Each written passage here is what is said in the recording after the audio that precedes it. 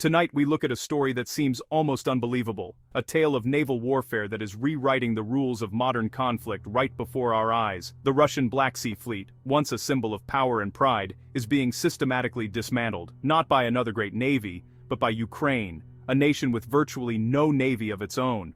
What was once considered an unassailable force is now under constant threat, its reputation crumbling with each passing week. Headlines like "Russian warship hit again" and "Ukraine's sea drones strike with impunity" tell a story of relentless attacks.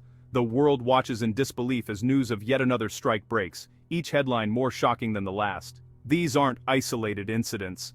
They're part of a dramatic decline for Russia's once feared fleet. The scale and frequency of these attacks have left military analysts stunned, and the Russian Navy scrambling for answers. Under the cover of darkness, Ukrainian sea drones, small, fast, and nearly invisible, slip past billion-dollar defenses, striking Russian ships even in their home port of Sevastopol. These drones, guided remotely, have become a nightmare for Russian commanders. Each successful attack sends a clear message: no Russian ship is safe, not even in the heart of its own territory. The psychological impact on the sailors and officers is profound, as fear and uncertainty spread through the ranks.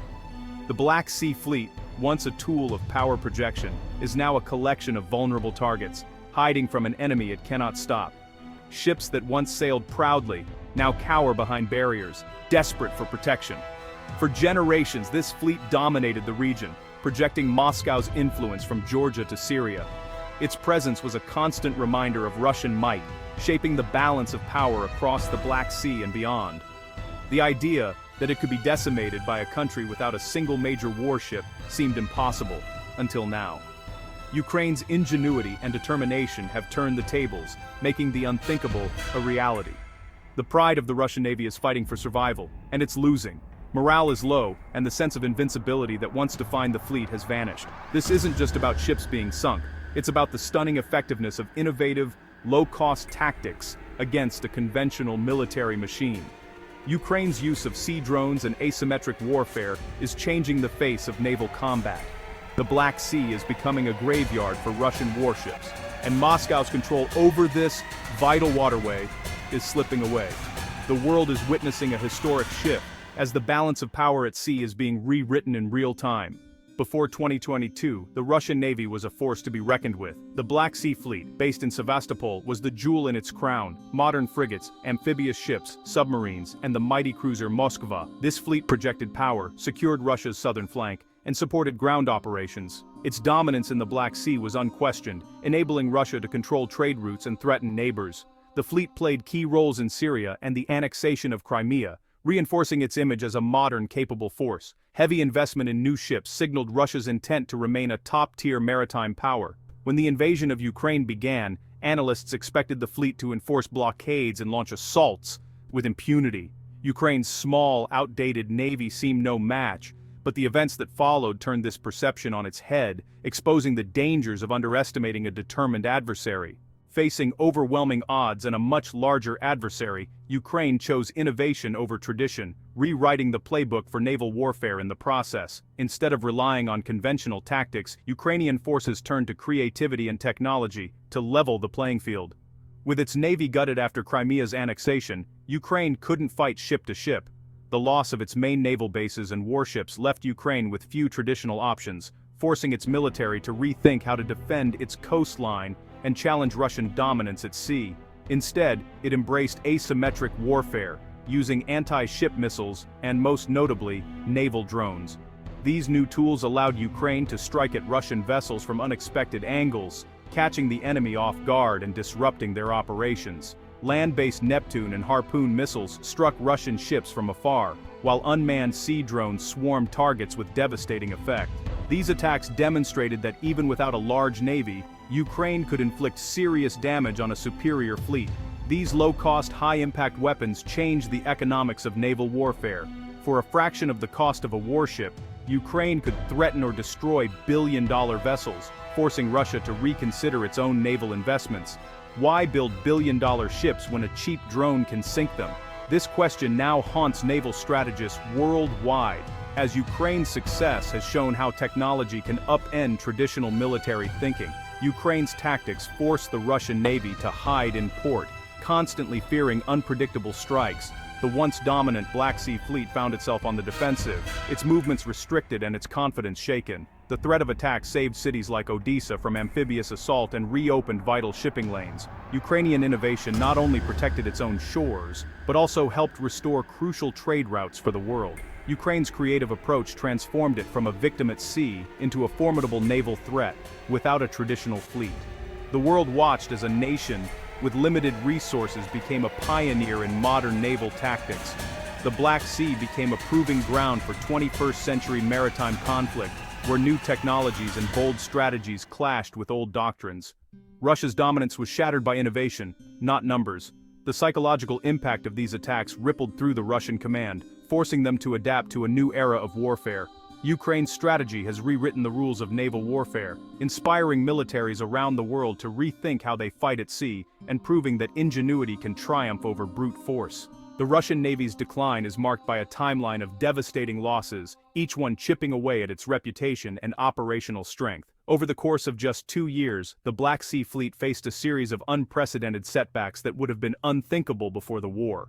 In March 2022, a Ukrainian missile struck the landing ship Saratov in the port of Berdyansk, sinking it and damaging several other vessels nearby.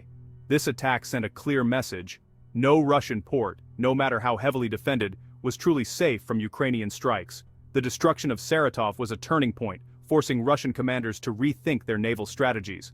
Just a month later, in April, the flagship Moskva was hit by Ukrainian Neptune missiles.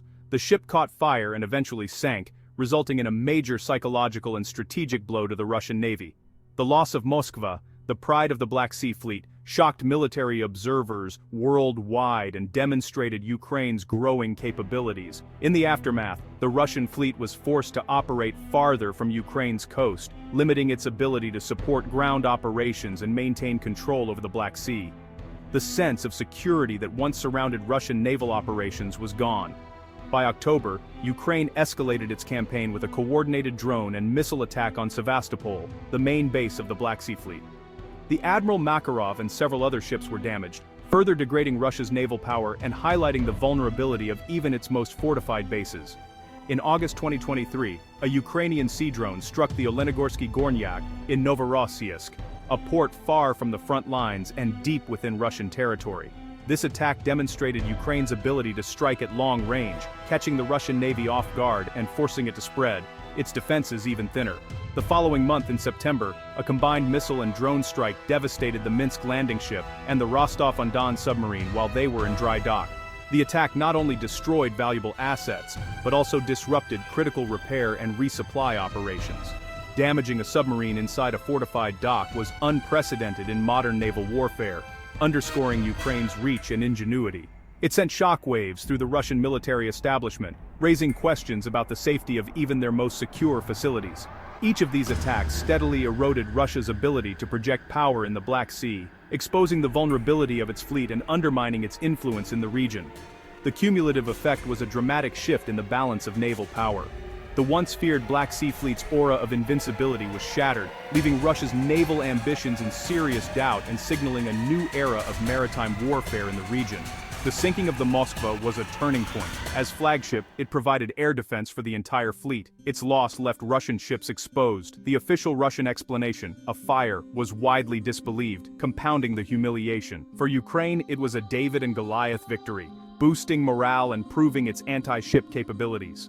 After Moskva, Ukraine targeted high-value assets, landing ships essential for amphibious assaults, and even a submarine in dry dock. Each loss further crippled Russia's ability to launch seaborne invasions or support ground operations. Damaging the Rostov-on-Don submarine showed Ukraine could strike even the most protected assets. The cumulative effect: systematic degradation of the Black Sea Fleet's combat power. Russia's naval ambitions in the region were dealt a historic blow. The myth of Russian naval invincibility was gone. Losing ships is one thing, replacing them is another. Sanctions have cut Russia off from critical Western technology needed for modern warships. Repairing or building new vessels is slow, expensive, and often impossible without imported components. The damage to ships like the Minsk and Rostov-on-Don is so severe that repairs may be unfeasible. Russia's shipbuilding industry, already plagued by delays, can't keep up with losses. Every ship lost is a permanent reduction in naval power.